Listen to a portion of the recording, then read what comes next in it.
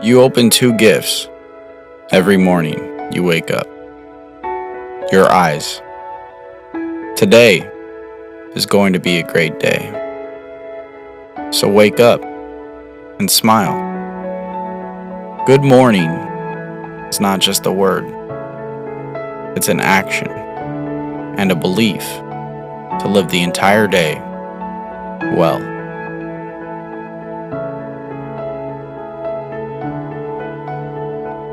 Morning is the time when you set the tone for the rest of the day. Opportunities are like sunrises. If you wait too long, you miss them.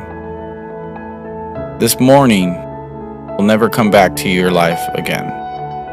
So get up and make the most of it.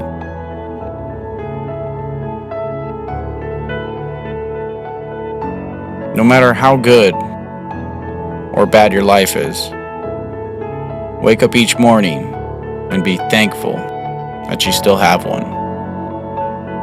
Something special awaits you each day. All you need is to recognize it and make the most of it. This is not just another day.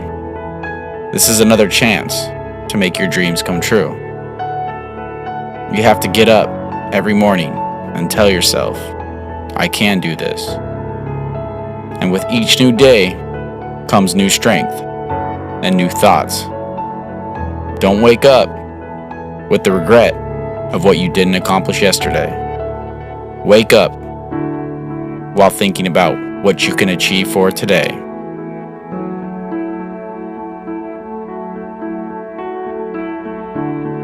The problem is when pressure begins to build called life. Because life is going to bring you ups and downs and mountains and valleys. And I'm sure some of you in here, your backstory is full of ups and downs and good days and bad days. I bet some of you in here, your backstory is full of a lot more difficulties and some traumas and some things it's hard for others to comprehend. And for some of you, it hasn't been the roughest or the most difficult, but yet still at times, you still find this void of you wanting to belong and where do you fit in?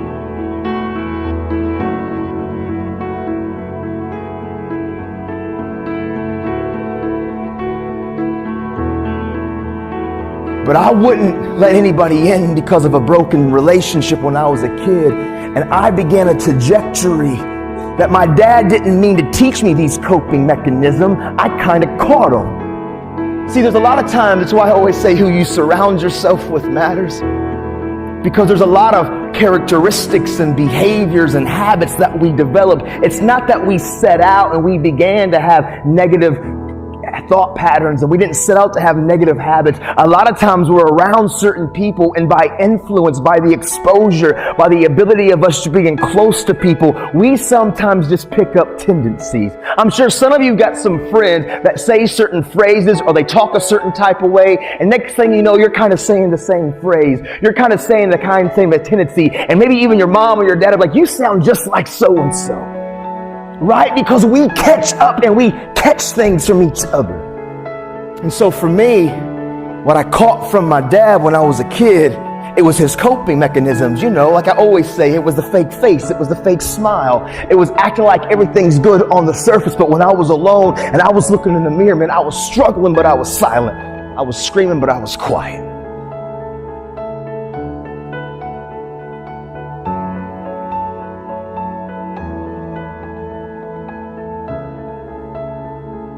Achievement is inspirational to me, people doing it. Someone that on Monday didn't know how to do this and by Friday can do it. That is an inspiration to me. I'm not afraid to fail. I'm not afraid to fall over, make a mistake. That oftentimes cripples people on the onset of getting into anything. The first time I ever picked up the DJ decks was horrible now, but I'm not afraid of that. I'm not afraid of that feeling. It actually propels me. It works quite the opposite. My breakthrough was actually deciding I wanted to be an actor and go into a drama college. Not a drama college, I did a performing arts course. It changed my life. It turned my dreams into a reality. It gave me an actual, tangible target to go, oh, actually, I could do this. That was my breakthrough, because it was a breakthrough of my mind. And then it became, no, actually, there's a job in it. And it was the breakthrough. I'd let go of this idea that it was just a joke, and I actually can make a career of it. That was my biggest breakthrough. Of course, there have been numerous breakthroughs over my career and my life, which I'm all proud of, but none so much as that realization that I want to be an actor. To thrive in whatever you do, please understand your terrain. Know what your target is. Don't guess it. Be as clued up as the next man, because that's your petrol.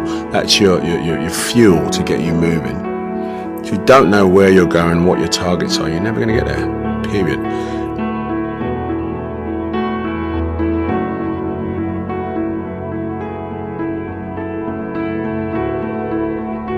In that thought pattern, pressure began to bust and break pipes in my life. See, pressure, like I always say, it can create diamonds or it can bust a pipe. Pressure's not the problem. Listen, to be honest, man, your life, what you faced in 2020 and 2021 and what some of you have experienced the last several years in your life, it's not going to be the most difficult thing that you probably have ever had to face. Maybe for some of you, it's been extremely painful. Maybe you've lost someone close to you of a trauma or an abuse or something really painful has happened. But for most of us, 2020 and 2021 won't be the most difficult thing that you've ever faced in your life. Life is about these ups and these downs, and it's about pressure and insecurities and just challenges. The challenge for you and me is, what will we do with the pressure that we're in? Will we allow the pressure to bust the pipe, or will we step into uncomfortable, step into our story, and to realize the pressure, the challenge, the difficult situation, if I grab a hold of it and take control of what I can control, which is me and my reaction and how I respond, that pressure can become something valuable like a diamond.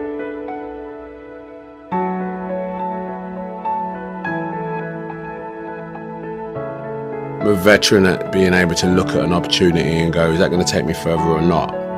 You know, some people don't have that. You won't. It's something you develop. You know, that's why most times out of 10, any head of a company has been doing it for a long time, because they inherently can make a decision in the blink of an eye. But you have to learn that. The other thing that's important, I think, is to keep your head down. You know, keep your head down. Like when I swim 25 laps, guaranteed if I look up and start counting those laps, I'm petered out by 15. If I put my head down and keep working away and work at technique, work at internal rhythm, work at, I hit that length, I don't even know what length I'm on, guarantee you I'll look up and it'll be 20 and 2 more, 3 more to go. And that's a very simple device, but I think people find themselves incrementally checking how far they've got. And that, you know, when you compare it to anybody else or whatever, it's just it's a recipe for disaster. Just keep banging on. You know, that's the most important. I think mountain climbers will probably tell you the same thing. You know, there's no point looking. The difference between climbing 100 feet and climbing 500 feet is a point of view. You won't know you're at the top until you get there, pal. And that's what you need to remember. So that's, you know, part of my mechanism of dealing with sort of, you know, just getting there. Just don't look down.